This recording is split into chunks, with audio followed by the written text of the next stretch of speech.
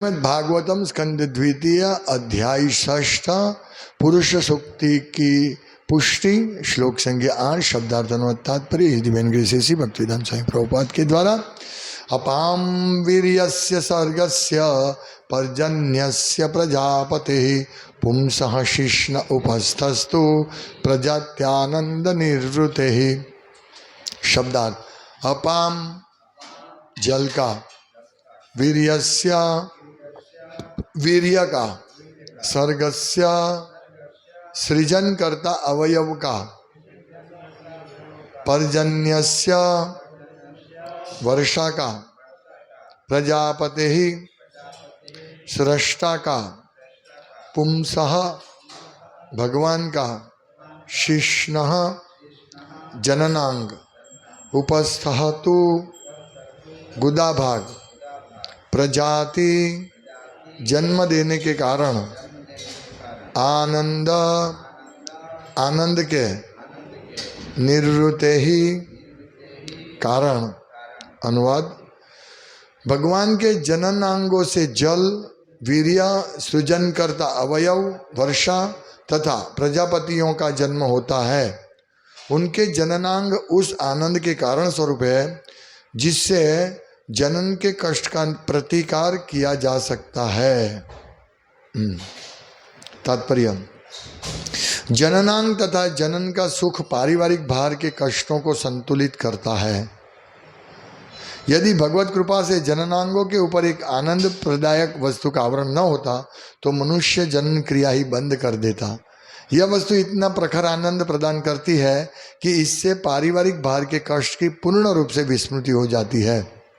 व्यक्ति इस आनंददायक वस्तु से इतना मोहित हो जाता है कि वह एक ही संतान को जन्म देकर संतुष्ट नहीं होता, अपितु संतानों की संख्या बढ़ाता जाता है और इस आनंददायक वस्तु के कारण ही उनके पालन पोषण में कठिनाई उठाने की झंझट अपने सिर पर ले लेता है। किंतु यह आनंददायक वस्तु मिथ्या नहीं होती, क्योंकि यह भगवान के दिव्य शरीर से उद्भूत होती है। दूसरे शब्दों में, आनंद प्रदायक वस्तु वास्तविकता है, लेकिन भौतिक संसर्ग के कारण इसने भौतिक कल्मश ग्रहण कर लिया है। भौतिक जगत में भौतिक संसर्ग के कारण विषयी जीवन अनेक दुखों का कारण बनता है। अतएव भौतिक जगत में ऐसे जीवन को आवश्यकता से अधिक प्रोत्साहन नहीं देना चाहिए। भौतिक जगत में भी संतान उत्पन्न करने की आवश्यकता है, लेकिन संतानोत्पत्ति का कार्य आध्यात्मिक मूल्यों का पूर्ण उत्तरदायित्व निभाते हुए करना होगा। जीवन के आध्यात्मिक मूल्यों के भौतिक जगत में मानव रूप में ही साकार बनाया जा सकता है और मनुष्य को आध्यात्मिक मूल्यों के संदर्भ में ही परिवार नियोजन करना चाहिए, अन्यथा नहीं। संतति निरोधक के उपयोग के द्वारा किया जाने वाला परिवार नियोजन अत्यंत घृणित है और भौतिक संदूषण का सर्वाधिक स्थूल रूप है। जो भौतिकतावादी इन उपायों का उपयोग करते हैं वे कृत्रिम विधियों द्वारा जननांग के ऊपर के आवरण की आनंद शक्ति का पूरा उपयोग करना चाहता है और इसके आध्यात्मिक महत्व को नहीं जानते, और आध्यात्मिक मूल्यों के ज्ञान के बिना कम बुद्धिमान व्यक्ति जननांगों का उपयोग केवल भौतिक इंद्रिय आनंद के लिए करना चाहता है। ओम ज्ञानतिमिरान्धस्य ज्ञानंजन शलाकया चक्षुरुन्मीलितं येन तस्मै श्री गुरुवे नमः। श्री चैतन्य मनोभीष्टं स्थापितं येन भूतले स्वयं रूपकदा मह्यं ददाति स्वपदान्तिकं। वन्देऽहं श्रीगुरु श्रीयुतपदकमलं श्रीगुरुन् वैष्णवांश्च। श्रीरूपं साग्रजातं सहगण रघुनाथान्वितं तं सजीवं साद्वैतं सावधूतं परिजनसहितं कृष्णचैतन्यदेवं श्रीराधाकृष्णपादान् सहगण ललिता विशाखान्वितांश्च। हे कृष्ण करुणा सिंधु दीनबंधो जगतपते गोपेश गोपिका कांत राधा कांत नमोस्तुते। तप्त कांचन गौरांगी राधे वृंदावनेश्वरी वृषभानुसुते देवी प्रणमामि हरिप्रिय। वाञ्छाकल्पतरुभ्यश्च कृपा सिन्धुभ्य एव च पतितानां पावनेभ्यो वैष्णवेभ्यो नमो नमः। श्री कृष्ण चैतन्य प्रभु नित्यानंद श्री अद्वैत गदाधर शिवासादि गौर भक्तवृंद। हरे कृष्णा कृष्णा कृष्णा हरे हरे, हरे राम राम राम हरे हरे, हरे कृष्णा। इस श्लोक में एक महत्वपूर्ण शिक्षा हम ग्रहण कर सकते हैं। उससे पहले हम ये समझे कि इस जगत में जो कुछ भी उत्पन्न होता है वो सबका मूल स्रोत भगवान है। हम काम वासना से पीड़ित है तो उसका स्रोत भी भगवान है, लेकिन डायरेक्ट स्रोत नहीं।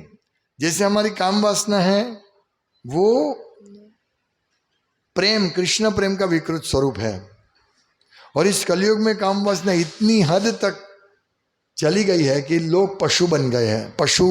पशु से भी नीच अवस्था में आ गए लोग। यहां लिखा है कि भगवान के जननांगों से वीर्य, जल, सृजन करता अवयव, वर्षा तथा प्रजापतियों का जन्म होता है, और उनके जननांग आनंद के कारण स्वरूप है। तो प्रभुपाद बहुत अच्छी तरह स्टेप बाय स्टेप इसमें समझा रहे हैं। प्रभुपाद कहते हैं कि ये जो आनंद है, ये जननांग के आनंद है, उसका स्रोत भगवान है, लेकिन ये आनंद इतना उत्तम है, इतना सर्वोत्तम है कि इसकी वजह से जो उससे दुख प्राप्त होता है वो व्यक्ति भूल जाता है। पहला ये प्रभुपाद कहते हैं कि लोग संभोग क्यों करते हैं, क्योंकि उसमें आनंद आता है, और वो करने के बाद जब बच्चा उत्पन्न होता है तो उसको पालना, जीवन पर्यंत उसको पालना कितना बड़ा भार है। यहां प्रभुपाद लिखते हैं कि व्यक्ति परिवार के भार के कष्ट की पूर्ण स्वरूप से विस्मृति हो जाती है। किससे? ये आनंद की वजह से। जो जननांग होता है उसके ऊपर एक विशेष आनंद का ये होता है कवच, कि इसकी वजह से उसमें जो सुख मिलता है वो सुख से व्यक्ति, बच्चे उत्पन्न होते हैं और वो बच्चे को पालना, पोषना, बड़ा करना, पढ़ाना, लिखाना, उसको भक्त बनाना, ये बहुत बड़ा भारी कार्य है, वो भूल जाता है। ये इतना बड़ा आनंद है, तो हमें इससे यही शिक्षा लेनी चाहिए कि ये जो आनंद है वो एक्चुअली वास्तव में भगवान की सेवा के लिए आनंद का उपयोग करना चाहिए। कैसे? भक्ति सिद्धांत सरस्वती गोस्वामी महाराज कहते हैं कि हालांकि वो तो ब्रह्मचारी सन्यासी थे, फिर भी वो कहते थे यदि मैं कृष्ण भावनामृत बच्चों जन्मा सकता हूं तो मैं हजारों बच्चे उत्पन्न करने के लिए तैयार हूं, जातीय जीवन करने के लिए तैयार हूं। तो हमें ये समझना चाहिए कि ये जो भगवान के आनंद देने की जो शक्ति है जननांग के ऊपर, उसका उपयोग एकमात्र भगवान की सेवा के लिए करना चाहिए और नहीं करना चाहिए। लेकिन कलयुग में लोग इस हकीकत को समझते नहीं हैं। वो सोचते हैं भाई हमारा शरीर है, हमारा काम वासना है, हमको जैसे संतुष्ट करना, आप कौन होते हो? लेकिन नहीं, सभी के ऊपर भगवान का, शास्त्रों का नियंत्रण होता है। क्यों शास्त्र का नियंत्रण होता है? जिससे हम लोगों का नरक की ओर पतन नहीं हो। हम पशु की, मनुष्य होते हुए भी पशु से भी तुच्छ, पशु से भी निम्न जगह पे हम नहीं गिर जाए, इसीलिए शास्त्र और भगवान का ये नियंत्रण होता है। हमें समझना चाहिए सबको काम वासना की पूर्ति के लिए आवश्यकता है, उसके लिए जननांग है, लेकिन वो काम वासना जो है, जातीय जीवन है, उसका नियमित उपयोग करना चाहिए और एकमात्र भगवान के भक्त बने ऐसे पुत्र की प्राप्ति के लिए करना चाहिए। इसके लिए क्या करना चाहिए? इसके लिए शास्त्र प्रभुपाद मार्गदर्शन दे रहे हैं कि जब लड़का और लड़की शादी होती है तो उसको जब भी बच्चा उत्पन्न करना होता है तो उसको 50 माला कम से कम करनी चाहिए, और गर्भाधान संस्कार करना चाहिए, और शादी भी संस्कार से करनी चाहिए। तो इस प्रकार उसकी चेतना गर्भाधान संस्कार करने से और 50 माला 51 माला करने से उसकी चेतना कृष्ण भावनामृत में रहती है और वो सोचता है कि मैं ये जो बच्चा उत्पन्न कर रहा हूँ और करने जा रहा हूँ उसके वो एक जीव का कल्याण होगा और एक जीव भगवान का भक्त बनेगा और मैं उसको भगवान का भक्त बनाऊंगा, इसीलिए मैं ये कार्य कर रहा हूँ। ये चेतना होनी चाहिए। तो ये प्रभुपाद ने हमको सिखाया है और ये श्लोक में भी यही सिखा रहे हैं प्रभुपाद कि देखिए ये जननांग का ऊपर जो आनंददायक वस्तु है उसका एक आवरण है, वो इतना प्रखर आनंद देता है कि आदमी इससे इतना मोहित हो जाता है इस आनंद से कि वो संतान, एक ही संतान को जन्म देकर संतुष्ट नहीं होता, अभी तो संतानों की संख्या बढ़ाता जाता है। हाँ, और ये संतानों बढ़ाता जाता है और उसका पालन पोषण, जितना ही संतान बढ़ेगा उसका पालन पोषण, उसकी सब व्यवस्था करनी, ये बड़ा भार हो जाता है। पालन पोषण में कठिनाई उठाने की झंझट से अपने सिर पर लेता है। तो इसके लिए गवर्नमेंट ने कुटुंब नियोजन साधन की भलामण की कि आप संभोग का आनंद करो लेकिन बच्चे नहीं उत्पन्न हो, इसके लिए आप ये सब कुटुंब नियोजन साधन में उसका उपयोग करो। लेकिन वास्तव में वो सच्चा कुटुंब नियोजन नहीं है। जब हम कृष्ण कॉन्शियसनेस बने तब हम इस आनंद जो है, इंद्रियों का आनंद है, जननांग का जो आनंद है, उसको हम भूल सकते हैं। उससे उच्च आनंद हमको मिल सकता है, हम जननांग के आनंद को भूल सकते हैं। ये रियली कुटुंब नियोजन है। ये तो यदि ये स्थूल साधन से प्रभुपाद कहते हैं कि परिवार नियोजन संतति निरोधक के उपयोग के द्वारा किए जाने वाला परिवार नियोजन अत्यंत घृणित है और भौतिक संदूषण का सर्वाधिक स्थूल रूप है। ये कलयुग में लोगों को ये पता ही नहीं है।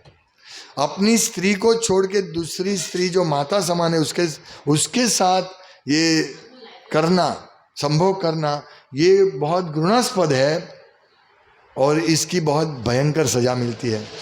और कुटुंब नियोजन का उपयोग, लोग सोचते हैं मैं किसी के साथ भी पशु की तरह, जैसे पशु में कोई विचार नहीं है, माँ हो, बहन हो, कोई भी हो, उनको उनमें विचार नहीं है और उसको पाप नहीं लगता क्योंकि उसमें वो बुद्धि नहीं है, मतलब उसको वो बंधन नहीं लगेगा। पशु में वो बुद्धि, विचार शक्ति नहीं है, इसीलिए वो उसको ही करेगा।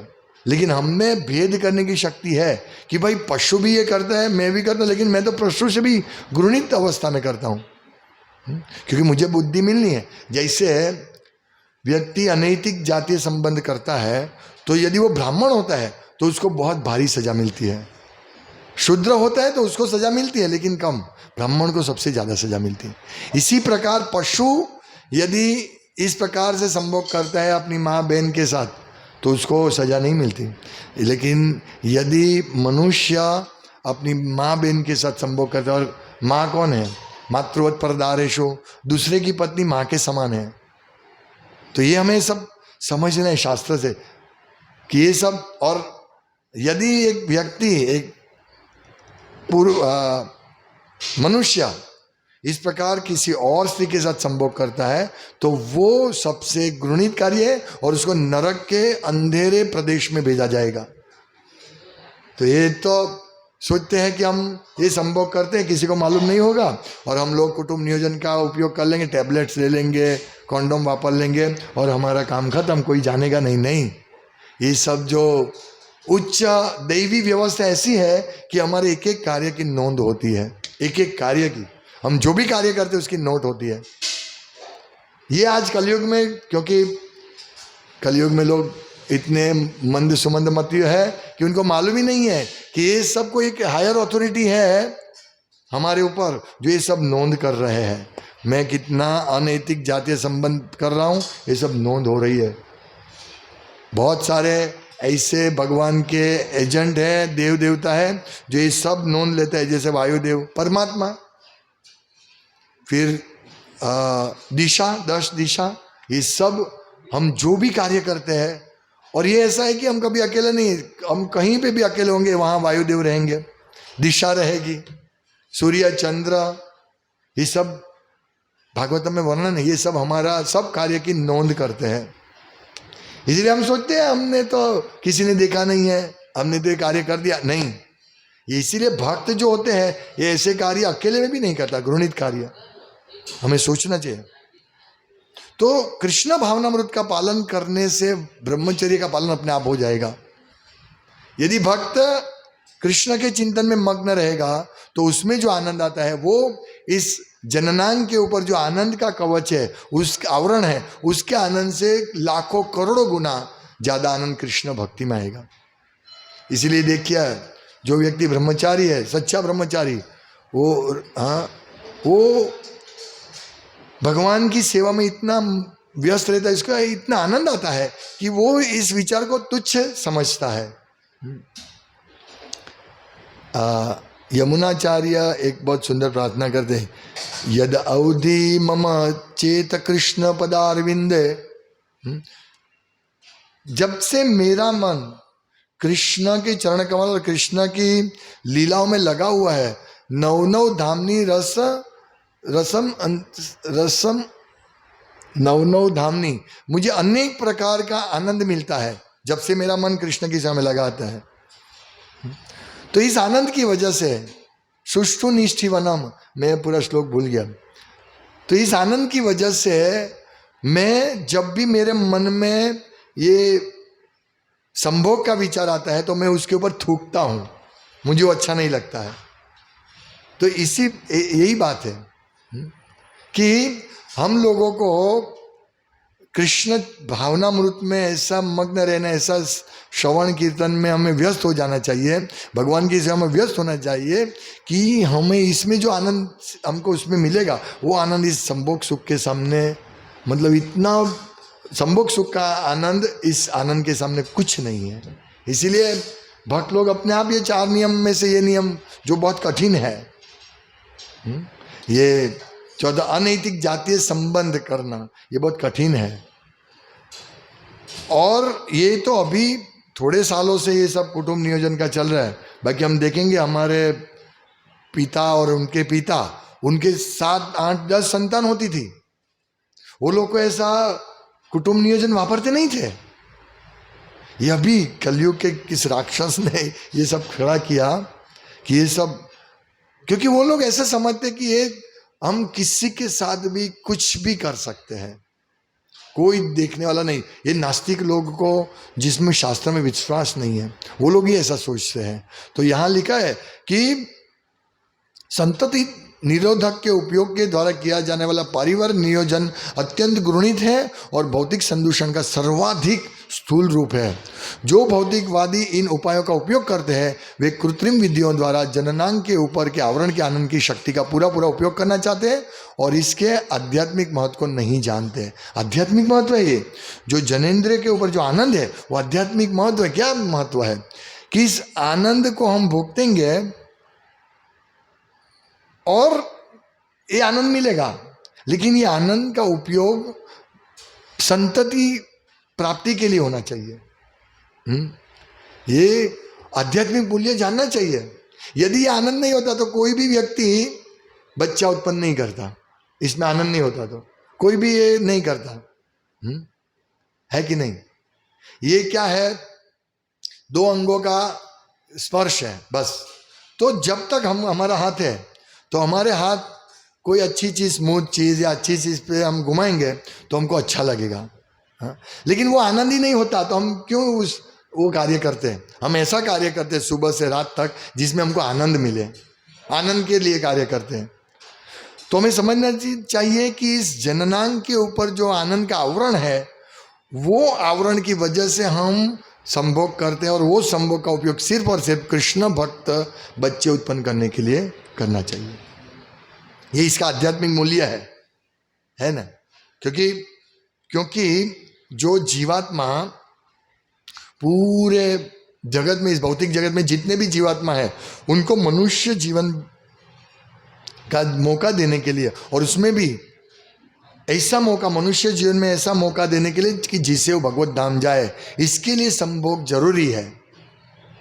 ऐसे कृष्ण भावना और बच्चों की उत्पत्ति के लिए संभोग जरूरी है। इसलिए भगवान वो आनंद दिया है ताकि व्यक्ति उससे प्रेरणा प्राप्त करके वो संभोग करे, और जो बद्ध जीव है वो उनके गर्भ में आए, भक्त के गर्भ में, और वो जन्म मृत्यु के चक्र से छूटने का उसको अवसर मिल सकता है।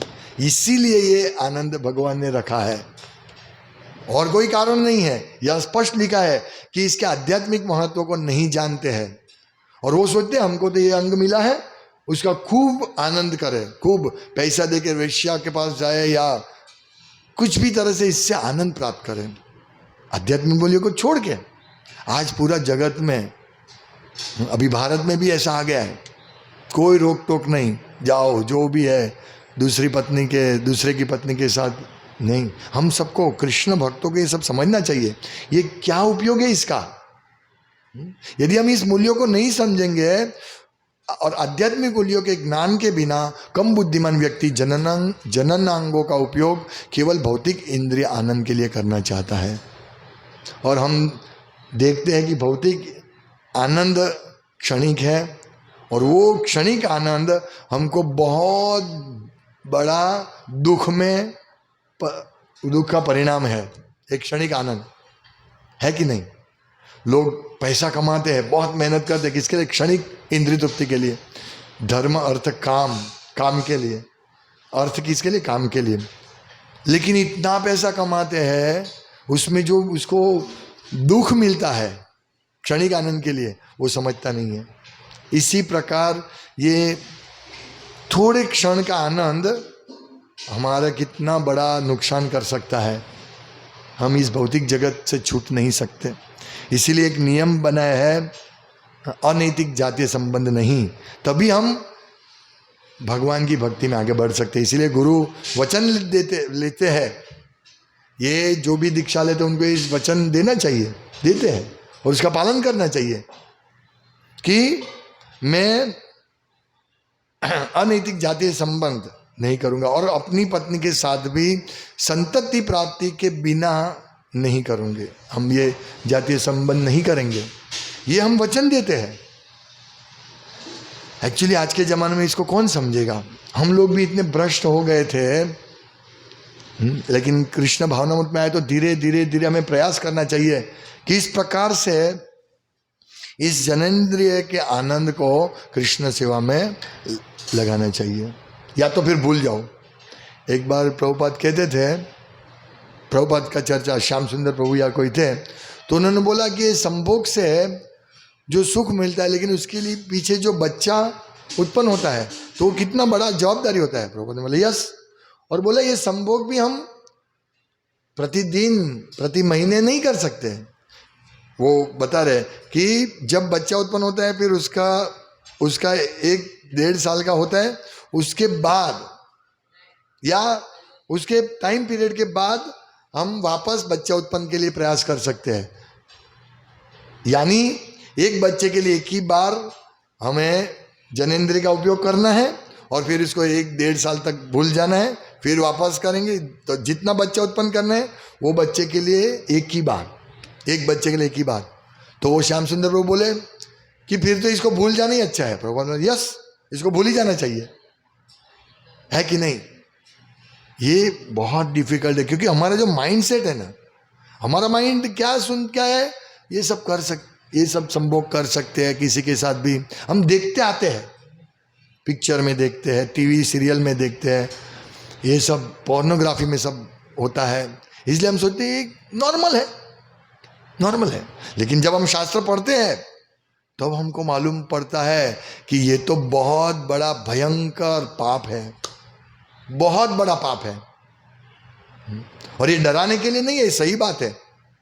तो हमें पूर्ण रूप से कृष्ण भावनामृत बनकर इस प्रवृत्ति को समझना है, और इसका उपयोग कहाँ करना है वो अच्छी तरह समझना है, और उसका उपयोग वहीं करना है।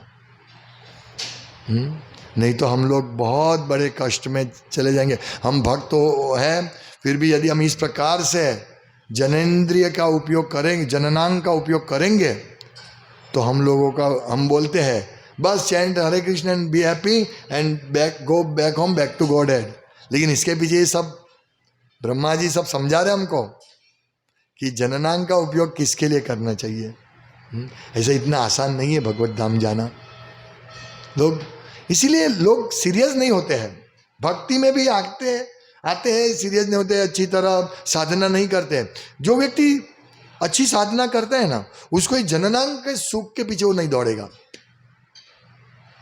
वो अच्छी साधना हमको करनी है, क्योंकि हम लोग इस जननांग के सुख को 84 लाख योनि में भुगतते हैं। सब योनि में जननांग का सुख है।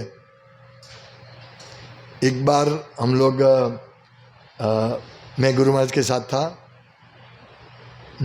अमरेली में गुरु महाराज, मैं कुछ अनाउंसमेंट कर रहा था और फिर कीर्तन चल रहा था। तो गुरु महाराज ने मुझे बुलाया, बोला देखो ये जो मक्खी है देखो सेक्स कर रही है। मतलब बस इसमें देखना है कि सब कोई विचार नहीं है, पशु पक्षी मक्खी कीट पतंग, और हम लोग उस सब योनि में करते आए हैं ये सब संभोग सेक्स। इसकी वजह से हम लोगों को इस मनुष्य जीवन में भी हम उसके पीछे तीव्रता से दौड़ते हैं। ये सब कर क्या है। और ये कलयुग है, ये तो भाव तो न वैद्य का युग। कलयुग में तो सबको हमारा मनुष्य जीवन में ये वृत्ति है, ये प्रोपेंसिटी, ये संभोग करने की इच्छा है।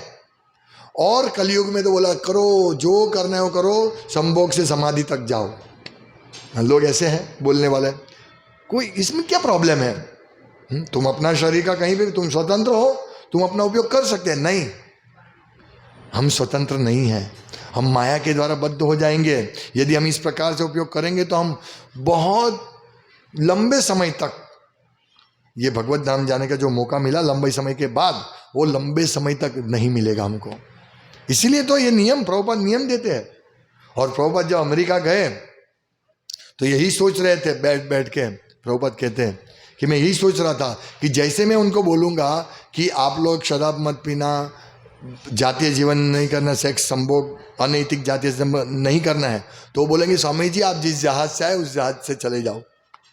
फिर भी देखो प्रभुपाद ने रिस्क लिया, और आज उनके रिस्क की वजह से हम लोग भी ये सब चीज़ समझ रहे कि जैसे हम लोग मांस नहीं खाते हैं वो हम उसको कंट्रोल कर सकते, शराब पीना कंट्रोल कर सकते, सिगरेट पीना तम्बाकू ये सब व्यसन सहन कंट्रोल कर सकते। लेकिन जब तक हम भक्ति के उच्च स्तर पर नहीं पहुंचने का दृढ़ निश्चय नहीं करेंगे, तब तक हम ये जननांग का दुरुपयोग हम नहीं छोड़ पाएंगे। इसलिए हम लोगों को बहुत सावधान रहना है। एक छोटी सी चीज़ देखिए, हम कितना भी अच्छा करेंगे सुनेंगे तो उसको फॉलो करेंगे, लेकिन हजारों चीज़ अच्छी सुनेंगे तो एक दो ग्रहण कर पाएंगे या बहुत सारी इसमें से ग्रहण कर पाएंगे। लेकिन एक खराब चीज़ सुनेंगे, एक ही खराब चीज़ हमको काफ़ी है हमको हमारा पतन करने के लिए। इसीलिए जब हम ये चीज़ का उपयोग सुनते हम करो, संभोग करो, कोई प्रॉब्लम नहीं है। और बिल बोर्ड देखते हैं, टीवी पे जाहिरात देखते हैं, सब अर्धनंगी लड़कियां नाचती है, तो हमारा मन उसमें जाता है और फिर उससे हम इतने आकृष्ट हो जाते हैं। तो माया हमको बोलती है फिर देखो ये सब तो तुम देखते हो, जननांग का उपयोग कर लो ना, इसमें क्या है, क्या बुरा है। तो इस प्रकार हमको फंसाती है माया। तो हमें समझना चाहिए कि जननांग के उस आनंद के कारण स्वरूप है जिससे जनन के कष्ट का प्रतिकार किया जा सकता है। जो कष्ट होता है वो बच्चे को पालन पोषण करना, लेकिन अभी तो माँ गर्भ में ही बालक को मार देती है और बाप ये कृत्रिम चीज़ का उपयोग करके इस जननांग के दुरुपयोग कर रहे हैं, इस शक्ति का दुरुपयोग कर रहे हैं जो हमें नरक तक ले जा सकता है। इसीलिए हमको ये समझना है। और प्रभुपाद कहते हैं कि ये आनंद है, इसमें कोई दो बात नहीं है, लेकिन भौतिक जगत में ऐसे जीवन को आवश्यकता से अधिक प्रोत्साहन नहीं देना चाहिए। 50 साल के बाद तो बिल्कुल नहीं। भौतिक जगत में भी संतान उत्पन्न करने की आवश्यकता है, लेकिन संतान उत्पत्ति का कार्य आध्यात्मिक मूल्यों का पूर्ण उत्तरदायित्व निभाते हुए करना होगा। इसीलिए ये श्लोक है ना, गुरुर्न सस्यात् पिता न सस्यात्, हाँ, अरे गुरुर्न सस्यात् स्वजनो न सस्यात्, पिता न सस्यात् जननी न सस्यात्, देवेन तस्यान्न पति न सस्यात्, न मोचयेत पथोपेति मृत्युम। जब तक हम अपने आश्रितों को भगवत धाम जाने के लिए जन्म मृत्यु से छुड़ा नहीं सकते हैं, तब तक हमें पिता नहीं बनना चाहिए, माता नहीं बनना चाहिए, गुरु नहीं बनना चाहिए। श्लोक है, यानी ये हमारा बड़ा उत्तरदायित्व है। अगर हमारा बच्चा है तो उसको कृष्ण भक्त बनाना हमारा बड़ा उत्तरदायित्व है। तब तक हम पिता नहीं है। हम सोचते हैं हम पिता है उसके, कैसे पिता हो तुम? बच्चा देखो एक राक्षस जैसा बन रहा है, असुर बन रहा है, कली का चेला बन रहा है। नहीं, हमारा उत्तरदायित्व, पिता को बहुत भारी जवाबदारी है बच्चे को, आश्रित बच्चे को कृष्ण भक्त बनाना, ये उत्तरदायित्व है। इसे यही प्रभुपाद कहते हैं कि संतानोत्पत्ति का कार्य आध्यात्मिक मूल्यों का पूर्ण उत्तरदायित्व निभाते हुए करना होगा। जीवन के आध्यात्मिक मूल्यों को भौतिक जगत में मानव रूप में ही साकार बनाया जा सकता है, और इसी प्रकार से हमें परिवार नियोजन का पालन करना चाहिए। ये बहुत एक्चुअली ये विषय हमें समझना चाहिए ध्यान से, इसको निगलेक्ट नहीं करना चाहिए कि ये सेक्स की बात, संभोग की बातें क्यों करनी चाहिए। नहीं, ये हमारा बहुत बड़ा अंग है, ये बहुत बड़ा पॉइंट है जिससे हम माया से बच सकते हैं।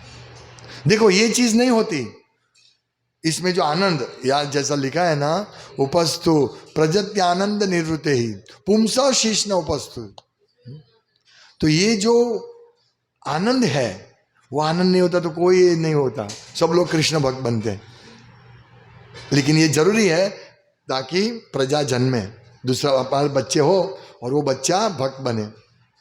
ये सूक्ष्म रूप से ये सोचना चाहिए कि नहीं, हमें मनुष्य जीवन मिला है, जो करना है हम भक्त, माला भी करेंगे, ये भी करेंगे, ठीक है। अगर हम इस पे कंट्रोल नहीं कर सकते हैं तो हमें अच्छी तरह माला करना चाहिए, अच्छी तरह रीडिंग करना चाहिए, तो धीरे धीरे उसमें व्यस्त रहेंगे। ये सब क्या है, ये जो आदमी के पास खूब पैसा हो जाता है, फिर उसके पास समय रहता है, तो ये सब सोचता है। ये इलिसिट सेक्स उसी से उत्पन्न होता है। पैसा ज़्यादा है, पैसा है तो मेरे पास 5 लाख रुपया है तो मैं 5,000 रुपया वेश्या को दे सकता हूँ, इसमें क्या है, मेरा पैसा है, मैंने कमाया है, दे दूँ। ये इलिसिट सेक्स ऐसे होता है। या फ्री है, फ्री होंगे तो हम सोचेंगे स्त्री धन का विचार आएगा। इसीलिए भक्तों को सभी मनः कृष्ण पदारविंद हो, सतत मन को कृष्ण के पदारविंद में लगाना है, सतत सेवा करनी है। कृष्ण को मन को कृष्ण की सेवा में कृष्ण के स्मरण में लगाना यानी सेवा करना। तो इसलिए हम सेवा करेंगे। जब हम सेवा करते हैं, सतत बिजी रहते हैं, तो हमें न तो किसी लड़की की आवश्यकता होती है, न तो जननान के सुख की आवश्यकता होती है। हम सेवा सुख इतना है कि ये जड़ सुख के साथ। इसीलिए देखिए, भक्त रात को सोता है सुबह जल्दी उठने के लिए, हाँ, वो सोचेगा अरे मैं लेट सोऊंगा तो तकलीफ होगी, इसीलिए उसका वो नियम का पालन हो ही जाता है अपने आप। सोता है, सिर्फ सोता है किसके लिए, इसके लिए। और जब उसके पास समय होता है तो वो फिर गलत कार्य करेगा। तो हमें इस तरह अपने आप को कृष्ण सेवा में सतत लगाना है। कृष्ण सेवा, जैसे कृष्ण सेवा मिले लो उसको। यदि हमारे पास कृष्ण सेवा नहीं होगी, हमारे पास व्यस्तता नहीं होगी कृष्ण भगवान की सेवा के लिए, तो हम लोग इस प्रकार से नारकी कार्यों में लगे रहेंगे जो हमारा पतन कर देगा। हरे कृष्ण कृष्ण कृष्ण हरे हरे, हरे राम राम राम हरे हरे। वाञ्छाकल्पतरुभ्यश्च कृपा सिन्धुभ्येव च पतितानां पावनेभ्यो वैष्णवेभ्यो नमो नमः। दन्ते निधाय तृणकं पद्यो निपत्य कृत्वा च काकं शतदेत अहं भवामि। हे साधव सकले विहाय दुरा चैतन्य चंद्र चरणे कुरुतानुरागम्। हरे कृष्ण कृष्ण कृष्ण।